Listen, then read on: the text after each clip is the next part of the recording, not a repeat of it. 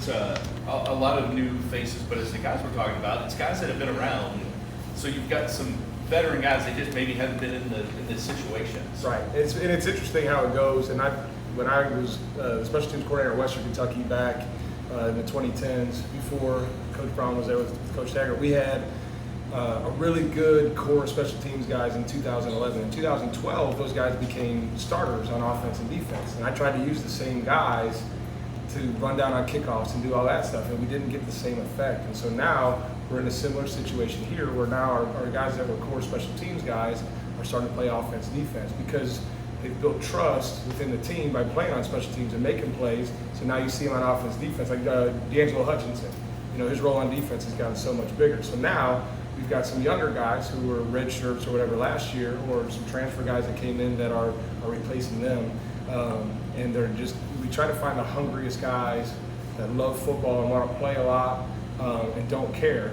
Guys that aren't going to be exhausted when they're playing, 90 snaps of offense and defense, and then get those guys on the field to get them experience, and it's all positive, And then we use a few starters here and there to keep us, a little bit more experience and more athletic on special teams, but it's a process of making sure we've got the right amount of starters and the right amount of new guys that are hungry and developing and all that stuff, and we keep them active that way. Karl, with the field goal responsibilities, it sounds like it's still an ongoing competition. Yeah. Do you like what you're seeing out of that I think it's a great competition. It's probably the best competition we've had. I think Brock Travelstead was solid for the 2 years that he was the starter. Cooper and Nick Keller got to really develop the last few years. Well, Cooper last year. And so to see him really develop and come on strong at the end of the bowl prep, we started giving him some competitive stuff between him and Brock and him and Nick, and he really stood out. Well, then Nick he came on super strong, and both guys got a huge leg.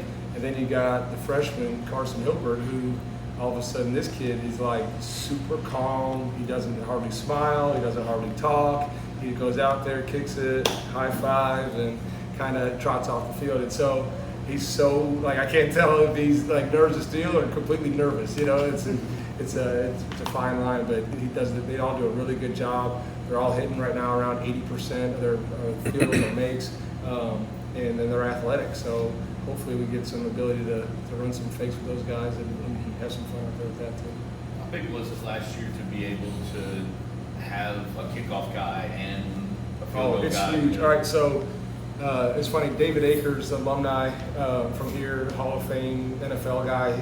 Maybe not Hall of Fame, but he's Hall of Fame level. But he tweeted out yesterday or a couple days ago something about college coaches don't give their kickers enough rest, and he was kind of critical. And I don't know who was directed at or anything like that, but that is where it comes down to, is when you have a kickoff guy who's different than your field goal guy, who's different than your punter, and now you don't have to have them kicking a million balls during practice during the week. We can give them breaks. We can give them, and that's why we have the depth that we have here. We have 3 punters, we have 3 kickers, we have 3 snappers, so that way we can rotate days, we can give them rest, and they can come out fresh, and they can be strong when they come out as well. So it's that part of it. Last year was huge, and I think we'll be able to do that again this year too. And what have you seen out of Carter Schwartz so far in fall camp? It seems like he's taken a big step forward in terms of consistency. Huge step forward consistency-wise. He's he might be, in the last 3 years, we've had some really hard workers, but I don't know that anybody's outworked him. When he first got here, he had to work on his hands. So he was in the jugs machine, I would say, every day, catching at least 100, if not 200 balls every single day. Then he started working on his consistency with dropping the ball so he could punt it consistently. This last summer, a couple months ago, he goes to Australia and he starts training with those guys because he wanted to be around some competition, that guys are older, stuff like that.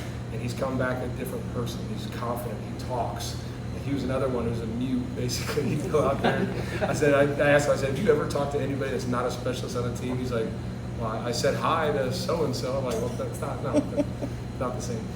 Go have conversations. But yeah, he's like that now. He's out there, and he's got a personality that is infectious a little bit, and he's confident, and that's what you need. And then we brought in David Chapeau from Central Michigan, who's a lefty, and so that ball does different things in the air than Carter's does. So we've got two really talented guys back there. And that competition, again, it's nice to have a fresh set of legs that you can throw in there every once in a while if somebody gets rattled or whatever. It's part of the game, and hopefully we can continue to do like we did last year and get some consistency, rotating guys and keeping a fresh leg and giving people different things to look at as we go. Quick follow-up, kind of random, but what is it about Australians that just makes them so good at kicking? So I lived in Australia for a year after college. So I got done playing. My wife had a scholarship, and I got to go out there and kind of see it firsthand. But I was coaching on a team. They could all punt. None of them can throw. They don't play rugby. They play Aussie rules football, which is like 18 on 18.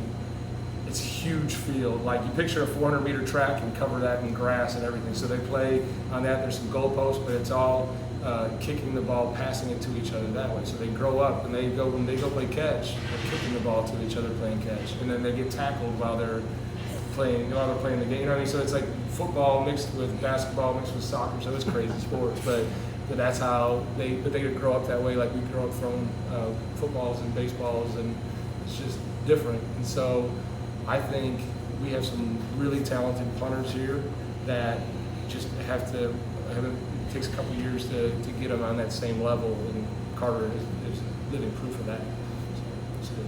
To have Shai back, and how much does that help just the whole process of everything? I think he might be more mature than me. He kind of keeps all of us in line.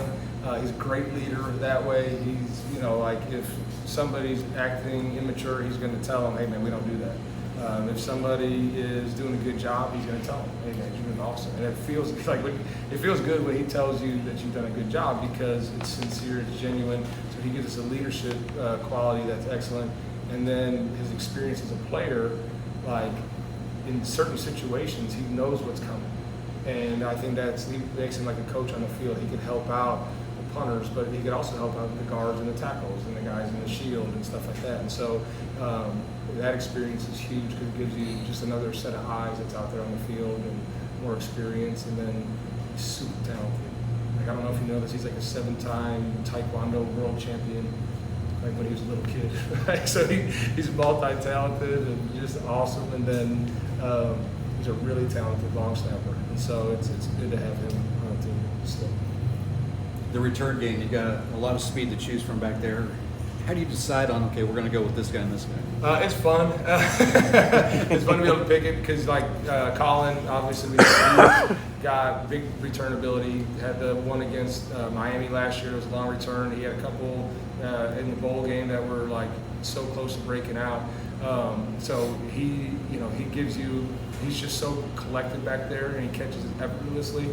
So it's nice to have him back there. But then, like on kickoff returns, you have the ability to go Duke Watson or him or Isaac Brown or Chris Bell or Kewan Brown. Like all those guys are like, holy moly. You got guys that are back there that are fast, have good vision, and can break tackles.